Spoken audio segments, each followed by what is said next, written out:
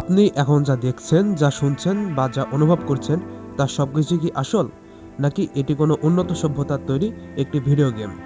Elon মাস্কের মতো billionaire থেকে শুরু করে বিখ্যাত বিজ্ঞানীরাও বিশ্বাস করেন আমরা আসলে একটি বিশাল সিমুলেশনের ভিতরে আছি।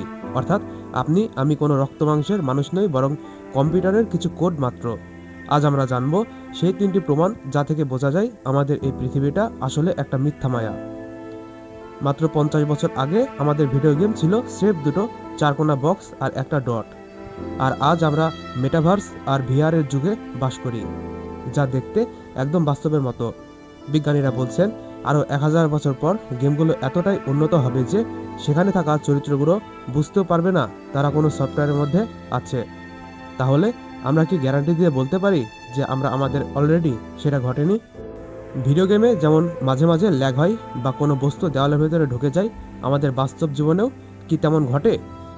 মানুষ দাবি করে তারা এমন অনেক কিছু দেখেছে যা পদার্থবিদ্যার নিয়ম মানে না। একে বলে গ্লিটস ইন দ্য ম্যাট্রিক্স। এছাড়া মহাবিশ্বের গণিত বা ম্যাথমেটিক্যাল কোড এত নিখুঁত কেন? কেন সব কিছুর পেছনে একটা নির্দিষ্ট সংখ্যার প্যাটার্ন থাকে? মনে হচ্ছে যেন কেউ এই পুরো জগৎটা খুব যত্ন করে প্রোগ্রামিং করেছে। যদি আমরা আসলেও কোনো সিমুলেশনে থাকি, তবে আমাদের উদ্দেশ্য কি?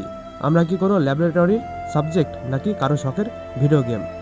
আর যদি গেমটা শেষ হয়ে যায় বা কেউ শাটডাউন বাটন চেপে দেয়, তবে আমাদের অস্তিত্বের কি হবে? এই চিন্তাটি যতটা রোমাঞ্চকর তার চেয়েও অনেক বেশি ভয়ঙ্কর। আপনি কি মনে করেন আপনি এই মুহূর্তে সিদ্ধান্তগুলো নিজে নিচ্ছেন, নাকি আপনার জীবন অন্য কারো দ্বারা নিয়ন্ত্রিত? কমেন্টে আপনার মতামত জানান। ভিডিওটি ভালো লাগলে লাইক দিন এবং এমন আরও রহস্যময় ভিডিও দেখতে সাবস্ক্রাইব করুন ওরিফিল্ম।